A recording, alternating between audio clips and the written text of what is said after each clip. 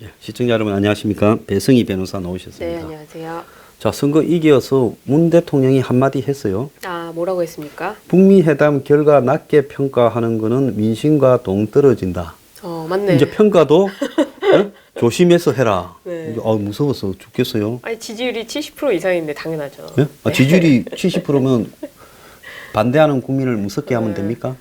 지금 이 정부는 반대하는 국민뿐만 아니라 이제 조금이라도 반대하면 바로 구속을 할 가능성이 높기 때문에. 그 트럼프는 지금 미국 조야의 비판에 역풍을 맞이하고 있다. 이러는데 네. 주인공 트럼프는 미국 가서 막 깨지고 막 전부 다 욕해. 공화당도 욕을 하고. 그런데 트럼프가 저렇게 미국에서 욕도 먹고 있는데 우리는 안 됩니다. 와, 이걸 민심과 동떨어져 이걸 비판하면 민심과 동떨어지는 게 되는 거예요? 언론과 동떨어지는 거죠. 언론 환경과. 그럼 지금 배 변호사도 민심을 못 읽는 사람이고 저도 제가 느끼는 건데 예전에 소장님 대학 다니실 때는 민주화 투쟁 하셨죠? 뭐 그때 뭐 개나 소나 다 하실 때 아니에요? 그때 이제 그 서울대 학생들이나 뭐 부산대 학생들, 뭐 대학생들 많이 있잖아요. 그때 대학생들이 그 독서 모임 네, 그런 거 보면 많이 하잖아요. 책, 이제 불문서적. 그 이념 의식화 네. 교육을 갖다가 독서 모임이라고 네. 이렇게 포장을 했죠. 아니 그래서 MT 가서 의식화 교육하고 막 그런다면서요.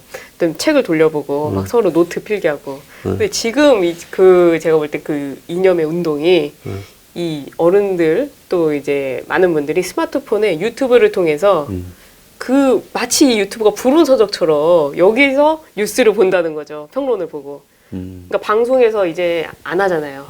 정보를 비판하거나 뭐 혹은 바른 소리를 한다거나 이런 걸 안 하니까 사람들이 그 소리를 찾아서 유튜브를 돌려본다는 거죠.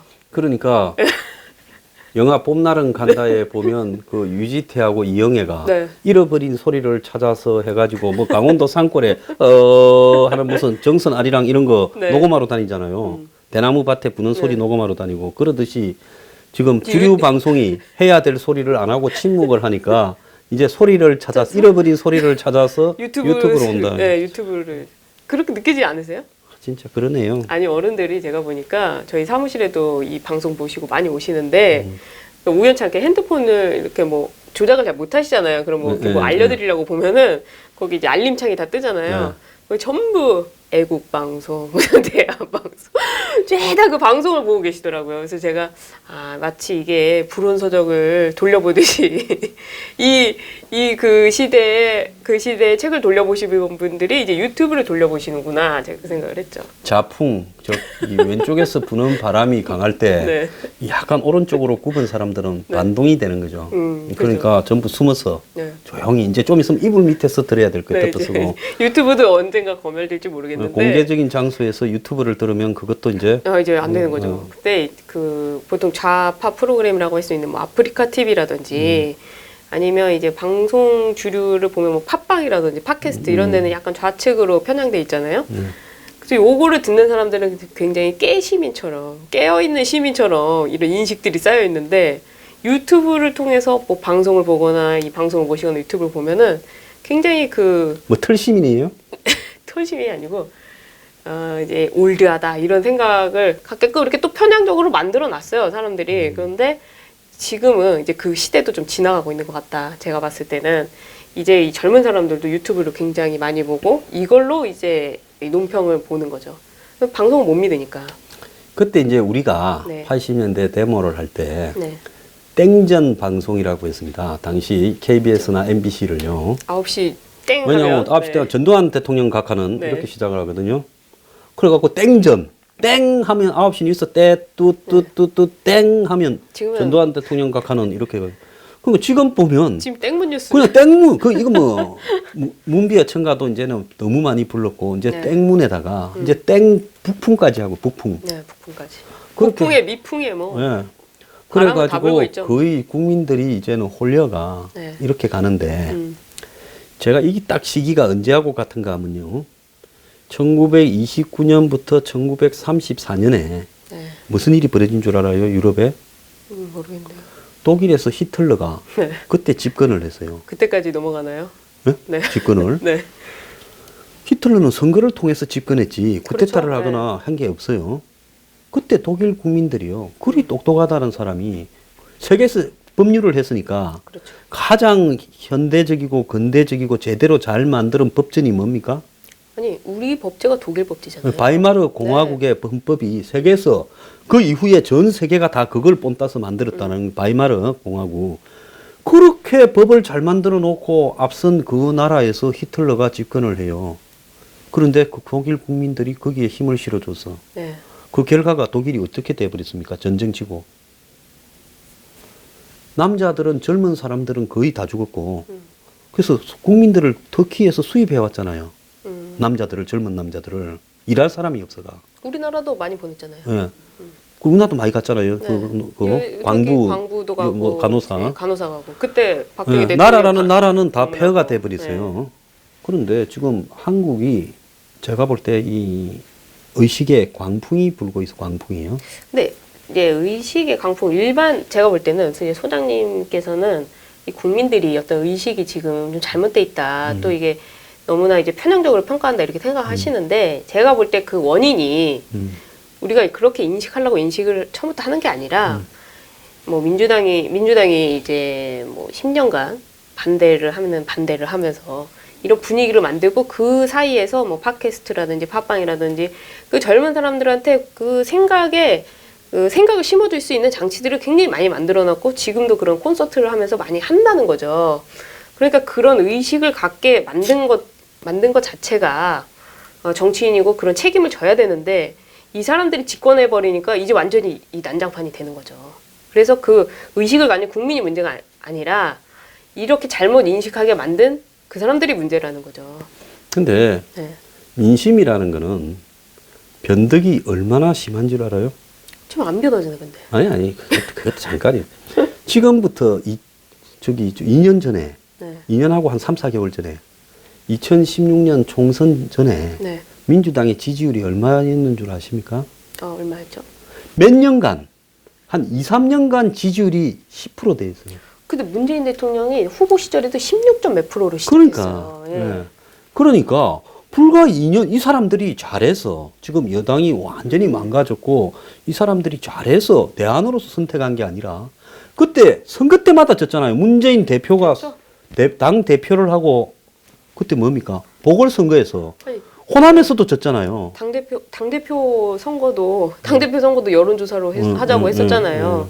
그러니까 그때부터 제가 볼 때는 안 되니까 드루킹이라든지 댓글 조작이 그 일어난 이유가 다 그런 거에 얽혀 있는 게 아닌가 이렇게 추론이 돼요. 그래서 지금 이게 우리가 그 영화 네. 토탈 리콜인가 네네. 거기 보면 이 아놀드 슈왈저네거가 그 뭡니까 사론 스톤이 네. 부인인 줄 알고 자기가 이렇게 보는 세상이 진짜인 줄 알았는데 나중에 그게 전부 가짜였고 만들어진 조작된 기억이라는 걸 알고 굉장히 충격받잖아요. 그러니까 지금 우리가 사실이라고 생각하는 이 여론이나 이게 맞아요. 과연 사실인가? 안 그러면 이것 자체가 애초부터 조작되어져서 내 스스로가 조작되어진데 또 조작되고 있는가? 그렇죠. 지금 문풍이나 부풍이라는 것이 과연 실체가 뭔가? 이게 철학적인 좀 존재론적인 고민을 좀 해야 될 시점이 됐다 이럴까요? 그러니까 조작이 일부 드러난 사건이 있었는데 이제 그것마저도 감추는 거죠. 근데 네. 아니 우리가 선거 전에 제가 뭐라고 그랬어요? 한국당은 드루킹 변호사를 둘러싼 의혹을 네. 마지막에 한번 물고 늘어져라고 했잖아요. 제가 그런 이게 한국당의 그 선거 이제 운동을 쭉 보니까 전혀 관심이 없어요. 그러니까 굉장히 여당인 줄 알아요, 자기들이. 그 사람들은 각자가 자기만 살아남으면 되지. 예. 이 전체의 이익을 위해서 뭘 하는 것 자체에 대해서 자기를 희생하는 것 자체를 굉장히 못마땅해 하는 것 같아요. 그 희생이란 것 자체를 모르는 것 같아요. 치열하게 내가 볼 때 어차피 홍 대표가 오늘 그만둔다 할 바에야 내가 뭘 했어요. 마지막에 한 달을 머리 딱 밀고 기껏 해봐야 털은 다시 나잖아. 어? 한 6개월 걸리지만 머리 딱 밀고 눈썹까지 밀고 시청 앞에 광장에 앉아서 드루킹하고 이 미북 남북 회담 반대한다고 종전선언 반대한다고 딱 자빠져야 된다. 맞아요. 근데 한 게 부산시장 내려가서 합동유세 할 때 사과한 거, 무릎 꿇고 사과한 거. 그리고 또 뭐 일부 의원들은 내려가서 유세하면서 무릎 꿇고. 아이 그거 그게 옛날에 왜 그런 걸 합니까? 대구에 2016년 4월 총선 때 다 네. 이긴다고 봤다가 마지막에 좀 이상해지니까 대구 두류산 공원에서 쭉 앉아갖고 무릎 꿇고 저랬죠. 네, 맞아요. 내가 역대까지 본 장면 중에 제일 추한 장면이에요. 아, 이번에 안 보셨어요? 홍 대표 합동. 봤어요. 근데 또 사진을 차라리 그냥 이렇게 숙인 사진을 하면 될 건데 숙이기 위해서 이렇게 사람이 아니, 주저앉는 장면을 또 딱 머리 안 찍었대? 보셨어요? 이렇게 머리만 찍힌 것도 있는데. 그래서 진짜 그게 제가 볼 때는 소장님 말대로 이거는 예, 저는 열정이 없다고 봅니다. 열정. 그래서 유성민도 나는 이해가 안 가는 사람이 요즘에 진짜 처음부터 이해가 안 됐어요. 저는. 홍이 유를 만나서 니하고 내하고는 내가 몇 번 이야기했어요. 6월 14일 날 아침에 둘 다 집에 간다고. 제 방송 들으시는 분들 제가 여러 번 이야기한 거 다 듣죠? 어차피 집에 가면 내가 해야 될 일이 뭐겠습니까? 그렇죠. 내가 최선을 다해서 싸운 모습을 보여야 지더라도 갔다가 나중에 다시 올 수 있어. 네, 아, 저 두 사람 할 만큼 했다. 그래서 둘이서 나란히 앉아가지고 한국당 후보하고 바른미래당 후보들한테 호소하는 거예요. 진짜 단일화 좀 해주라. 그러니까요. 물밑 접촉이라도 많이 했어야 그러고 되는 건다. 문 정권의 네. 부풍에 쏙지 마라. 그리고 드루킹 사건 정말 규명하자 이래야 되는데 그렇죠. 이 둘이 사람이 저렇게 집에 갈 거를 안 갈 거라고 생각하고 저랬는가. 제가 볼 때는 이 댓글 조작 사건은 이분들이 나이가 있으셔서 그런가, 이 인터넷 세대를 몰라서 그런가. 아, 잘 알죠. 왜 모르겠어요. 근데 뭐가 네. 문제인가 하면 네. 이 문재인은 과거 후보 때 음. 세월호 천막에 가서 단식을 했잖아요. 네. 아니 뭐 몰래 먹었든 안 먹었든 어쨌든 단식을 한다고 선언하고 앉아 열흘 있잖아요. 좀 앉아 네. 열흘 넘게 앉아 있었죠. 수염 기르고 솔직히 거기에 이 천막에 앉아 있는 것 자체가 곤욕이죠. 먹고 자고가 얼마나 불편합니까? 김성태 원내대표 보세요. 예. 씻지도 않고 그거. 예, 그러니까 한국당에서 며칠 했죠 김성태 대표가? 7일 했죠. 7일 했는데. 그래도 한국당에서 기록 세웠잖아. 과거에 이정현 대표가 네. 한번 했었죠. 그때 네. 그 대표되고 난 이후에 무슨 국회 야권이 무슨 당시 무슨 특검 그때 최순실 뭐 특검 어쩌고 미니까 그거 좀 막으려고 네, 단식을 그렇죠. 했는데 네. 3, 4일 만에 병원에 실려갔죠. 아니 근데 원래 단식을 하면 3일 이상 견디는 게 어렵대요. 10일 견디는 것 자체가 기적이라는데 갈 수가 없다는데요. 근데 그게 이제 아예 그냥 만들어질 때부터 이쪽에 우파의 DNA는 열등 DNA고 네. 좌파의 DNA는 이게 우등 DNA입니까? 아니 그 김성태 원내대표 앞에서 이런 얘기한 거를 뉴스에서 봤는데 야 너 또 거기 가서 욱해서 단식하지 마라 그렇게 했다는 이제 옆에서 의원이 그런 얘기를 한 거예요. 김성태 원내대표한테. 옆에 원내대표 단식하는 날 올라가서 그게 자기는 장난인지라는 소리로 했겠지만 그걸 보는 한국당 당원이라든지 그걸 보는 사람들은 좀 누가 그러고 네. 그런 식으로 텐트를 치면 의원들 중에 나도 굶겠다 니도 굶겠다 하면서 아니 지금 뭐 한국당 의원들이 지방에 선거하는데 지원 유세 가면 지자체 선거나 잘 왔다 해요? 빵빵하고 난리잖아요. 그러니까 갈 필요도 없이 그냥 다 쭈그리고 앉아서 밥이나 좀 굶고 하지. 그러니까 해운대에서 빵빵 그랬다는 거 아니에요. 그래서 다급하지도 않고 치열하지도 않고 치열하지가 않아요. 뭘 바꿔야 되는지도 모르고 공천 자체도 많이 잘못됐어요. 내가 봐도 정말로 지역에서 재산 챙기고 적당히 부패하고 유지들하고 어울리는 그런 사람들을 했다고 해서 또 시켜줘가. 응? 아니 우선 대구 당협위원장이 홍준표 대표예요. 자기가 자기 셀프로 했잖아요. 이번에 대표 사퇴하면 이제 그 당협위원장은 사퇴 안 하는가? 안 하죠. 참. 다음 대표 와서 바꿔야 될 거 아니에요. 당협위원장 그냥 막 쫓아내지 못하니까. 어제 내가 좀 우스운 게 그 네. 초상집에 12시도 안 돼서 홍준표 사퇴하고 또 당협위원장이라는 사람이 10명이 와가 이제 참다 온 거죠. 근데 나는 홍 대표도 뭐 할 말이 없는 사람이지만은 그 사람들도 초상집에 와서 이렇게 소금을 뿌리려면 네. 그것도 예의가 있어. 소금 뿌리는 것도. 네? 네. 오늘 오전까지 기다렸다가 그래도 나간다 소리 안 하면 네. 이제 그때 와서 뿌려야지. 그럼 뿌릴 저기 기회가 없잖아요. 그런데 나갈 거 뻔히 아는데. 그 안 가고 어제 꼬라지를 보세요. 돌아가는 선거 꼬라지를. 그 안 가고 버티면 그게 정상이에요? 정신병원 가야지. 그런데 그걸 갖다가 또 와서 네. 거기에 또 이 상처난 데다가 소금 착 치더만. 네. 요즘 셰프들 이렇게 멋지게 소금 뿌리듯이 요렇게 탁 뿌리더만. 근데 한국당 입장에서도 부글부글한 게 많았을 거예요. 근데 한국당의 당원이나 당직자나 그 의원이나 할 말들 없는 사람이에요. 전부 공범이에요. 홍준표한테 다 나빠서 그렇다? 천만의 말씀. 공천 받으려면 참아야죠. 그러니까 안 되는 그러니까요. 거예요. 정당이. 네. 저는 근데 홍준표 대표는 메시지 관리를 좀 잘못했다고 봐요. 근데 이제 그게 뭔가 하면요. 홍 대표 말 중에 말미에한 대북 관련이나 네. 미북 회담에 관련 발언은 다들 지금 문재인이 자기 페이스로 몰고 가서 이게 시대가 글로 가는 게 아닌가 하면서 보수에서도 그런 비판을 안 할 때 네.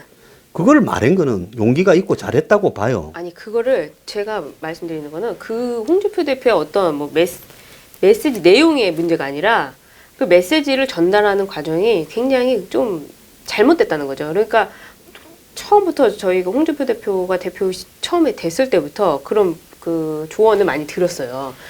당에서 메시지 관리를 좀 해야 되는데 너무 막말을 하니까 페이스북 정치를 할 게 아니라 당대표를 통해서 정제된 언어를 써라. 왜냐하면 보수의 품격이라고 하는데 품격이 있게 논평 그 메시지를 내놓는 게 어떻겠냐. 왜냐면 전달자가 중요하니까 전달하는 거에 중요하니까. 그런데 아무도 말을 안 듣는다는 거예요. 도저히 이 말을 걸을 수가 없다는 거예요. 아무리 옆에서 해도. 그 근데- 일정을 막 자기가 막 잡고. 근데 이제 홍 대표와 다르게 네. 한국당에 엄청 성실하고 밑을 지향하고 네. 바닥을 네. 홍 대표는 검사 출신이지만은 정말 머슴 출신인 사람이 한 명 있었잖아요. 이정현이요? 그러니까요. 열 몇 계단을 뛰어 올라서 당 대표가 됐다고 당에서 복사하던 사람이. 이정현은 지금도 지역구 관리 좋아요. 아니 그런데 네. 문제는 뭔가 하면 네. 그 사람이 대표를 해도 네. 거꾸로 한국 그때 당시에 새누리당이 살아남았습니까? 아니 이정현 의원 할 때랑 지금 이제 뭐 동등하게 놓고 비교할 수는 없는데 제가 봤을 때는 이 높은 지지율에 있고 또 야당이 다 흩어져 있는 상황에서 야당을 통합하는 어떤 당대표가 아니라 야당을 더 분열시키고 또 한국당을 지지하는 자들을 더 반감을 일으키게 하고 이런 메시지 관리는 좀 잘못됐다는 거죠.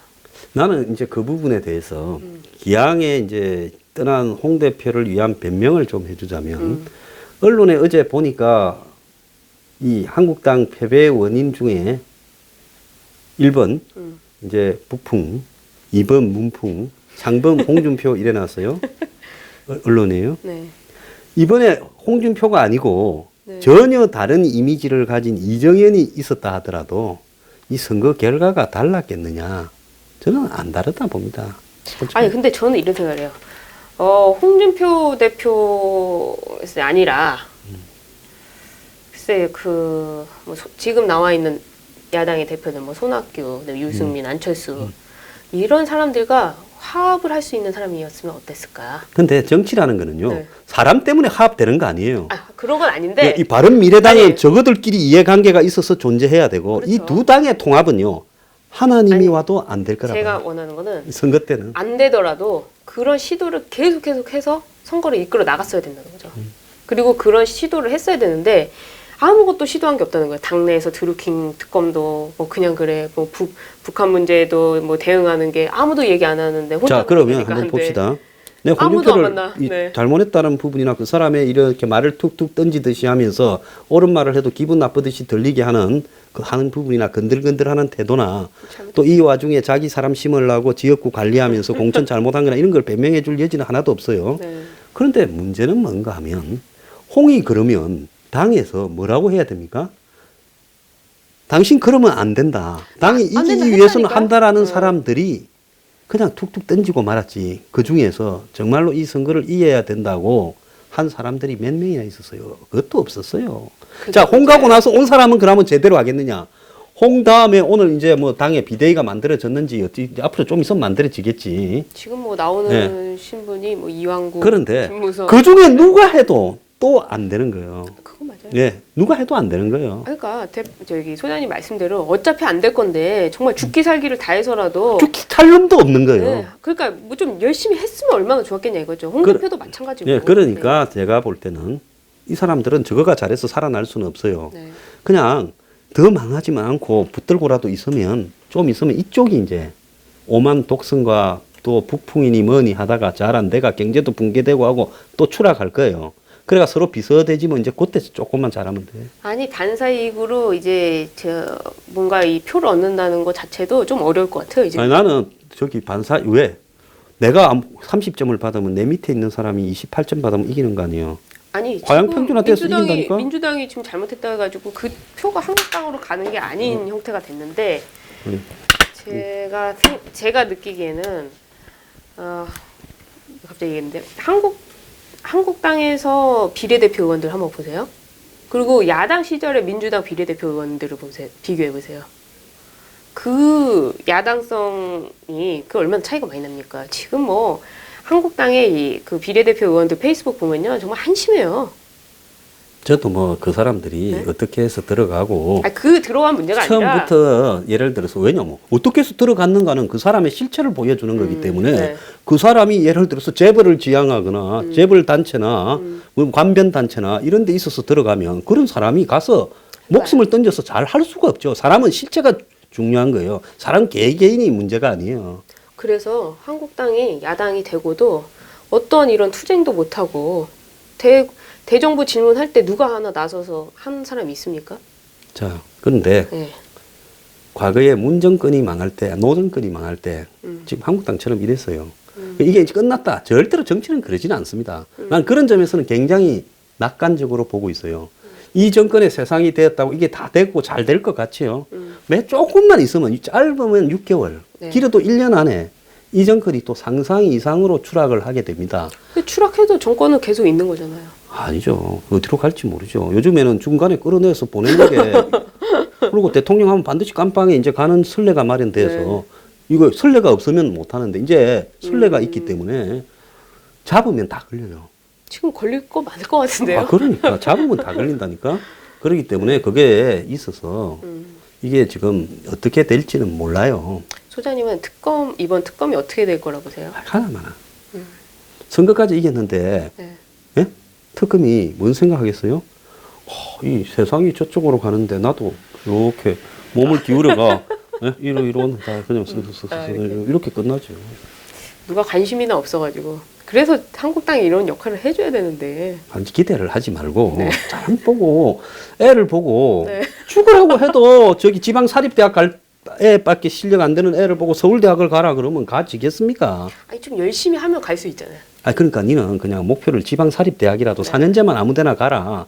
그러면 좀 있으면 자들이 재수할 거다. 이제 이래야 되는 거지. 제가 그래서 좀 아쉬운 게 바른미래당에 있는 한국당 출신들 있잖아요. 네.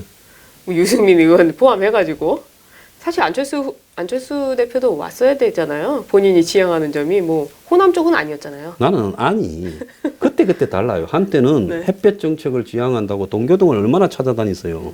근데 또 최근에는 미북 회담을 비판을 해요. 네. 저는 안 대표한테 지금은 아무런 악감정이 없어요. 옛날엔 책도 한 자 쓰고 했지만은 한때 안철수 박사라는 평가도 네. 받았지만은 정말로 조언을 하고 싶으면 지금 정치를 한 1년쯤 떠나가지고 네. 나는 누구, 내가 있어야 될 곳은 어디, 이걸 갖다가 고민을 좀 하고 와야 돼요. 그리고 이제 그걸 완전히 박아야 돼요. 고민을 할 생각이나 있을까요? 그러지 않고 이 정치 기회에서 네. 그때 바람에 타서 왼쪽을 했다가 오른쪽을 했다가 밀어줬다가 이런 식으로 하게 되면 여기서 이제는 안 의원이 제가 봐서 안 대표가 이제 거의 막장까지 몰렸어요. 네. 이제는 그런데도 보면 보수 진영에 하도 사람이 없어서 그 사람이 보수에 제대로 이 못을 박으면 한 번쯤 기회는 더 있을 수 있어요. 안 그러면 광이라도 제대로 팔 수 있어. 그러려면 어떻게 해야 되느냐. 이제는 자기 중심과 철학을 책으로 정리해와가 국민 앞에 밝히고 나는 무조건 이쪽으로 간다고 딱 정하고 가야 돼. 안 그러면 또 이렇게 가면 안 되는. 근데 안 주변에 있는 사람들을 한번 봐요. 거기서 명확한 사람이 아무도 없잖아. 다 이렇잖아요. 손학규? 그뿐만 아니다. 다. 그러니까 자기가 그러면 자기가 그런 사람하고 안 어울리고 안 그런 사람하고 어울려야 되는데 점점 그런 사람들만 주변에 있어. 지금 한국당에서 탈당해서 그 뭡니까 바른정당에 갔다가 네. 지금 바른미래당이 된 남아 있는 사람들. 네. 유승민계죠? 그 사람은 정체성들이 뭐예요? 이번에 보면 미국 회담에 대해 당은 대변인 발언으로 찬성한다고 하고 판문점선언 찬성한다고 유승민이 반대한다고. 그런데 지금 뭐 유승민계 안철수계 이렇게 인재 영입위원 하면서 서로 싸우는 걸 보면은 결국 자기 사람 심으려고 하지 당을 위해서 누구 뭐 총대를 매서 나가고 이런 거 전혀 없었잖아요. 자 방송국에서 네. 가끔 그쪽 정당의 의원들이나 이런 사람들 나이도 젊은 사람들 좀 보면 도대체 저 사람이 생각하는 개혁 보수의 실체는 뭘까? 실체가 있는 거에 대해서 이야기를 하는 것일까 하는 생각이 들면서 도대체 새 정치가 뭡니까? 네? 새 정치가 뭐예요? 그래서 내가 본인이 정말로 좀 A4 용지 한 장이라도 딱 적어가 이렇게 오라는 거예요. 안철수 의원의 대선 이후에 제가 듣는 후기인데 이 정대철 대표랑 몇몇 대표들 그 당시 민주당 출신들 거기 뭐 여기 나오셨던 민 원장님도 계셨죠? 거기 특보로 일했었잖아요. 근데 제안을 한 게 당에서 제안을 한 게 6개월만 나갔다 와라 미국에 대선 끝나고 바로 6개월만 나갔다 와라. 그때 국민의당이죠. 근데 안 나가고. 뭔 생각했어? 이것들이 내 보내놓고 네. 저 같은 당을 다 깔고 앉아서 저거 당 하려고 그런다 생각을 하겠죠. 그래서 나갔다가 서울시장으로 와라. 이렇게 얘기를 했다는 제 제안을 당. 근데 그 제안을 거부하고 갑자기 뭐 저쪽을 내보내려고 엄청 힘을 쓰고 유승민 쪽이랑 이렇게 붙으면서 자신이 서울시장 후보를 나갔는데 인재영입위원장을 맡아가지고 또 손학규 대표 영입하고 거기 또 심으려고 했다가 못 심고 뭐 이런 꼴이 났죠. 이번에 보면 김문수 후보가 안철수보다 한 3% 더 나왔죠. 3.3%. 근데 서울에서 사시는 분들은 관록이나 아니면 당이나 이런 걸로 보더라도 안철수 후보를 찍을 수는 없었을 것 같아요. 근데 내가 한국당이 서울시장 후보에 낼 수 있는 카드 중에 김문수를 냈으니 그래도 안철수를 이기기나 했다. 네? 이 생각은 들어요. 딴 사람이 나왔으면 당으로 이겼을 것 같아요. 근데 딱 당 지지율이잖아요. 한국당은. 근데 김문수 후보가 그 캠프 돈이 없어가지고 당사를 캠프로 썼다는 거잖아요. 그만큼 그 힘들게 선거를 했는데 그거에 비하면 굉장히 안철수 후보나 뭐 이렇게 비하면 잘 나온 거죠. 잘 나왔어요. 내가 볼 때 김문수 후보는 2등을 해서 네. 그 2등 싸움에 성공했잖아요. 개인 역량으로. 개인 역량으로. 네. 그러니까 당이 안 도와줬어요. 그러니까 정치적으로 사실은 이번에 지고도 네. 다음을 기약할 수 있는 부분이 됐고 당대표로 나오지 않을까요? 원희룡 네. 씨가 김문수 후보 당대표로 나올 수도 있겠죠. 그런데 한국당에 지금 좀 밀어내고 저 자리를 차지하는 사람이 많은데 김 후보가 사람이 좀 깔끔한데 네. 당대표 경선을 갈 만한 패거리를 또 이렇게. 패거리는 이게 있어야 되잖아. 조직이 이거잖아요. 그렇죠. 그런 걸 만들고 해서 당대표 경선 저는 김문수 씨가 당대표를 하면 잘할 거라고 봅니다. 비대위원장이라도 맡으면 네, 잘할 것 그랬는데 같은데. 예. 저 당이 과연 김문수 같은 사람한테 당대표를 시킬 당이냐. 지금으로 보면 비관적이죠. 만약에 한국당이 그런다 그러면 나는 정신 좀 차렸다고 인정을 해요. 그리고 이번에 이제 원희룡 지사가 이제 제주지사 됐잖아요. 무소속으로. 대단하죠. 네, 그 바른정당에 갔다가 탈당을 해서 무소속으로 해가지고 됐는데 아마 한국당으로 했으면 안 됐겠죠. 안 됐겠죠. 그러니까 무소속으로 제주도 아주 독특한 분위기에서 됐는데 이제 나름대로 앞으로 이제 지금 살아남은 사람은 김태호 어제 개표를 보니까 김태호 후보가 한 11시까지는 잘하면 되겠다 싶더만 새벽까지도 왔다 갔다 했어요. 그러다가 나중에는 차이가 좀 나버렸대요. 예, 그러는데 그러니까 이제 원희룡 지사가 거의 이제 자기 이런 부분들을 아마 좀 있으면 한국당 입당을 하겠죠. 자기도 뭐 성부를 봐야 되니까. 원희룡 지사는 제주도에 제가 갔었는데 그때 얘기 나온 게 무조건 된다고 그랬었거든요. 제주도 사람들의 아주 독특한 네, 기질들이 있어요. 원희룡 지사가 그렇게 잘한대요. 그러니까 무슨 일이 생기면 무조건 가 있고 그리고 거기 뭐 행사가 있으면 무조건 참석을 해서 그 대면 하는 거죠. 이렇게 맞대고 얘기도 하고 그리고 꼭 빠짐없이 가고 인사 잘하고 그리고 무슨 일이 생기면 잘 처리해주고 그런 게 되게 잘 돼 있다고 소문을 많이 들었어요. 그래서 무조건 이제 재선은 된다 이런 얘기가 있었는데 뭐 역시나 된 것 같아요. 근데 이제 이번에 이제 아까 시작할 때 제가 일부에서도 했지만은 네. 하나 똑똑한 게 네. 뭐 저기 이 난방비 안 내도 되고 네. 무슨 뭐 이 조폭이 보낸 운전사를 네. 뭐 한 1년쯤 그냥 써도 써도 되고 네. 그다음에 무슨 뭐 댓글 조작을 내놓고 막 한 19만 개쯤 해도 다 정치하는 데는 별 지장이 없는 것 같아요. 네. 제가 이재명 지금 뭐 저기 도지사가 됐으니까 이재명 도지사가 그 언론과 인터뷰하는 거 보셨어요? 당선되자마자? 나는 뭐 지금 기사에서 봤는데 네. 하다가 중간에 그냥 휴대폰 뽑아버리고 그랬다며. 요 이용비원 뽑은 것뿐만 아니고 그 전에 이제 언론사에 제가 질문할 거 아니에요. 당연히 질문할 수밖에 없잖아요. 어려운 일을 겪으셨는데 이게 무슨 소리냐? 인터뷰 끊어라. 대변인 뭐하냐? 인터뷰 끊어라. 어? 사람이 그렇게 선거할 때는 예? 그렇게 장대가 공격을 해도 낮추고 하면서 살살 피해가면서 가더니만 딱 이기니까 되자마자 그렇게 그냥. 대변인 빨리 끊어라. 너희들은 못한다. 예의가 없어 이러면서. 근데 제가 이재명 정말 예의가 없는 지사한테 사람인 한마디 것 해주고 같은데. 싶다면 네. 이 지사의 적은 언론도 아니고 그 당 안에 있어요. 청와대에 있고. 네. 예? 그 지금은 괜히 엉뚱한 데 모르죠. 화풀이 할 게 아니라 누가 이런 사태를 끌고 왔는가 하는 거는 잘 생각해 봐야 되겠지요. 아유, 잘 모르겠죠. 모르기는 다 알아. 모른 척하고 그냥 넘어가고 있는 거지. 은수미 의원도 마찬가지죠. 네. 은수미 의원은 조폭과 연루돼가지고 그 돈을 내준 사람의 뭐 가족을 또 성남에. 네, 성남에 넣고 해준 거 아니에요? 근데 이런 의혹이 있어도 또 이렇게 거기가 원래 민주당 텃밭이어서 그런 건지 모르겠지만 참 이해가 안 됩니다. 그러니까 국민들이 이런 거 심판해야 되는데 예를 들어서 2가 싫기 때문에 무조건 1위 아니 그러면 그 3, 4, 5번 나온 후보들은 뭡니까? 네? 그럼 다양한 선택이 있는 부분인데 국민들이 이제 저런 선택을 하기 시작하면 이제 정치가 점점 퇴행적으로 가게 돼 있죠. 저는 대한민국 정치가 지역 감정이 없어지고 발전해 가는 게 아니라 이번 지자체 선거를 보고 굉장히 퇴행적으로 가고 있다 이렇게 느꼈어요. 퇴행을 조작하는 게 그 시발점이 댓글이 아니었나 저는 이렇게 생각합니다. 예. 그래서 드루킹 관련해가지고 좀 저한테 인터뷰가 많이 오고 있어요. 예. 알게 모르게 이 보수 진영에서 연락이 많이 오는데 그 누구보다도 제가 드루킹 사건을 잘 알고 있지 않습니까? 일단 드루킹은 조금 있으면 뭔가 또 성과가 있을 것 같습니다. 그런데 좀 기획을 하고 있는데요. 한 가지 팁을 드리면 다음 주에 이 재판이 열립니다. 재판이 네. 6월 20일 벌써 다음 주네? 네, 다음 주에 열립니다. 그런데 재판이 열릴 것인가도 사실 좀 의문이에요. 이 마준 변호사가 또 한 번 연기를 탈지 모르겠어요. 그래서 마준이 누구인가는 네. 이제 질문을 가진 사람도 없잖아. 언론에서 뭐 밝히질 않고 있죠. 네, 그래서 다음 주에 또 뭔가 소식이 있지 않을까 생각합니다.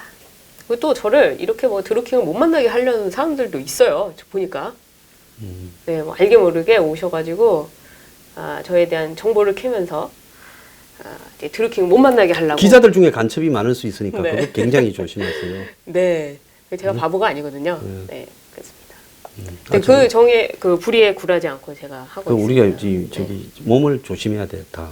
네, 몸 조심해. 제가 몸을 진짜 조심해야 돼요. 나는 요즘 전화 감도가 하도 떨어지가 내가 기가 나간 건지 전화가 감도가 떨어지는지 모르겠는데 이상한 내 주변도 좀 있으니까. 네, 근데 제가 이번에 좀 재밌는 사건 하나만 말씀드릴게요. 어차피 뭐 사건 얘기를 했으니까 제가 이제 원고 측 변호사를 하고 있는데 우리 원고가 좀 억울한 게 있어서 고소를 했어요. 형사 고소를.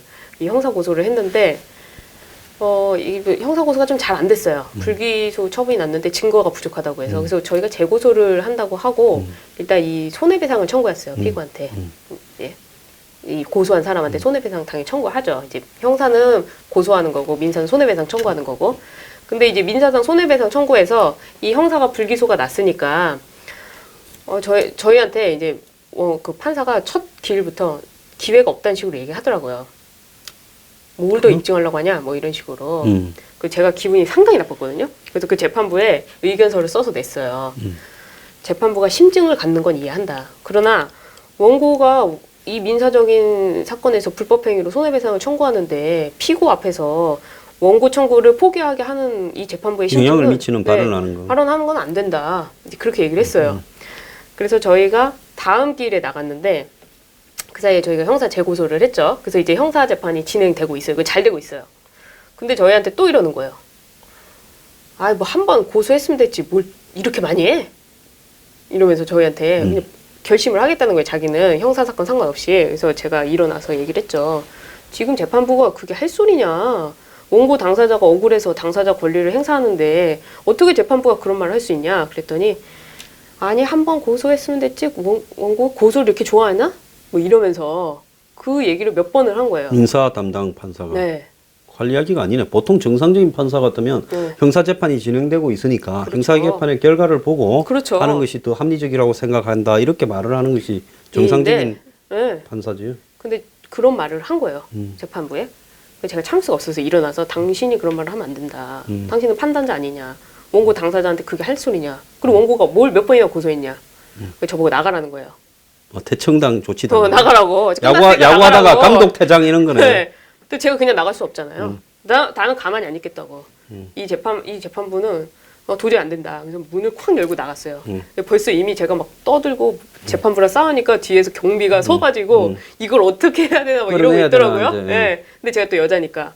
그리고 앞에 이제 막 치는 사람들 막 당황해가지고 그래서 이걸 쳐야 되나 말아야 되나. 네, 너희들 이거 다 적어놔라. 속기사들. 너네 다 적어놔라. 이러고 나왔어요. 나오자마자 제가 언론에 제보했죠. 그리고 그 나오자마자 그 재판부에 의견서를 썼어요. 막말 재판에 관한 의견서. 그래가지고 이 사실관계를 쭉 쓴 다음에 당신으로부터 이제 공정한 재판받을 권리는 침해당했다. 그리고 이 막말에 대해서는 형사적인 고소도 생각 예정이다. 된 거예요. 그래서 언론 취재가 들어갔어요. 그래서 기사가 났어요. 그게. 그러니까 이 막말 판사가 우리가 취재를 하니까 이런 말을 하는 거예요. 아, 혼잣말로 했다는 거예요. 요즘 그러니까 무슨 판사들이 무슨 아유. 아, 혼잣말로 왜 거기서 그런 얘기를 합니까? 그리고 제가 대답을 했잖아요. 제가 대답을 했는데 무슨 혼잣말을 했다는 거예요. 제가 도저히 이해 안 돼서 그걸 또 썼죠. 아니 혼잣말을 했는데 내가 대답하고 당신이 대답 안 했냐. 그래서 이 재판부에 제가 기피 신청을 해놨어요. 근데 이 기피 신청을 해도 어차피 그 재판부가 판단을 해요. 그러니까 자기한테 기피 신청이 들어오면 자기가 판단을 해. 그러니까 뭐 당연히 공정할 수가 없잖아요. 어쨌든 제가 볼 때 이거는 기각이 날 것 같은데 그럼 제가 또 이의 신청을 해서 대법원까지 갈 예정이에요. 아, 우리 대 변호사가 겉으로 사람 순하게 생겼는데 한번 물면 놓지 않는. 아, 제가 정말 상대방을 끝까지 따라갑니다. 이 치아 맹견이네. 근데 이 재판부는 아마 곤욕스러울 거예요. 왜냐면 이 언론에 와서 취재당하는 것도 한 번이 아니고 지금 여러 차례 몇 명의 기자가 전화를 했지. 또 제가 언론에 얘기했지, 뭐 의견서 냈지, 지금 기피 신청했지. 배 변호사 그 사무실로 지금 막 이 사건 수임 전화가 가는 게 막 전화벨 소리가 귀에 들려요. 네. 그래서 또 이 사건을 보시고 오신 분 중에 보험 청구를 하시는 분들이 좀 있거든요. 보험금 못 받으신 분들. 네, 보험금 못 받으신 분들은 일단 오시면 됩니다. 근데 보험금 못 받으신 분들이 어디 가서 상담을 많이 하시면은 이 주변에 브로커들이 있어요. 그래서 자기가 이제 기자들을 많이 한다고 해가지고 이런 사건은 기자를 통해서 사건을 해결을 해야 된다고 하면서 이제 중간에 이제 기자들 접대해야 되니까 돈을 주라고 한단 말이에요. 그럼 뭐 몇백이라도 주라 하죠. 뭐 200이든 300이든. 사실 그 사람은 기자도 아니고 그 기자한테 그렇게 돈 줘서 행사할 수도 없는데 이 돈을 받고 싶은 사람은 뜯기 위해서 그렇게 하는 거죠. 그래서 어디 가서 또 상담을 하시면은 변호사 비용 비싸가지고 보험금 못 받으신 분들 좀 계신데 오시면은 제가 잘 처리해드리도록 하겠습니다. 야, 이거 좀 제가 가격까지도 네. 여러 가지로 네. 상황에 네. 따라서 또 초반에는 잘 안 들게 하고 제가 나중에 이제 이 성과로 네, 손가락 할 수도 있고. 근데 아시잖아요. 제가 이제 효녀 변호사이기 때문에 돈을 벌어야 되지 않습니까? 제 아버지가 이제 또 소녀 가장이죠. 네, 병원을 또 옮기셔야 돼요. 지금 일주일에 100만 원씩 너무 힘듭니다. 예. 그런데 네. 그 얼마나 헝그리 정신으로 무장해서 한번 물고 나면 소녀 가장이기 때문에 보이는 게 없어. 내가 안 벌면 가족이 다 어려움을 겪고. 그러니까 나는 죽어도 벌어야 되기 때문에 내가 수임한 네. 거는 물고 늘어져서 네. 끝을 봐. 그럼요. 그죠? 그리고 대기업 정말 전혀 무섭잖아요. 예. 대기업은 뭐 난 보이는 게 없는 사람이니까. 사법부 전혀 무섭지 않죠. 저는 연관된 사람이 없으니까. 예. 네, 여러분들이 아, 이 얘기를 초반에 했어야 되는데 이 끝까지 아니, 지금- 끝까지 안 보시는 거 아닐까요? 아, 끝까지 보십니다. 자, 배 변호사. 네, 오시면 제가 상담을 제대로 해드리니까. 내가 갑자기 보니까 배 변호사 사무실에 이렇게 연결해주고 저도 무슨 밑으로 구전을 좀 죄송합니다. 재밌는 네, 네. 예 진짜 좀 많이 도와주십시오, 진짜. 네. 예, 많은 분들 이제 병원비 예, 내야 될 때가 우리 왔습니다. 소녀 가장에게 네. 수임을 의뢰를 아, 부탁드립니다. 그리고 이 방송이 언제 나가죠? 일요일 갑니다. 8시 반에. 금요일 6월 15일이 제 생일입니다. 6월 15일. 15일. 네. 예. 6.15 남북 공동 선언이 있었죠. 예, 그래서 네. 생일 기념으로 네, 좀 수임을 많이 할것 오시기를. 같습니다. 네. 책도 많이 사주시고요. 예, 감사합니다. 네.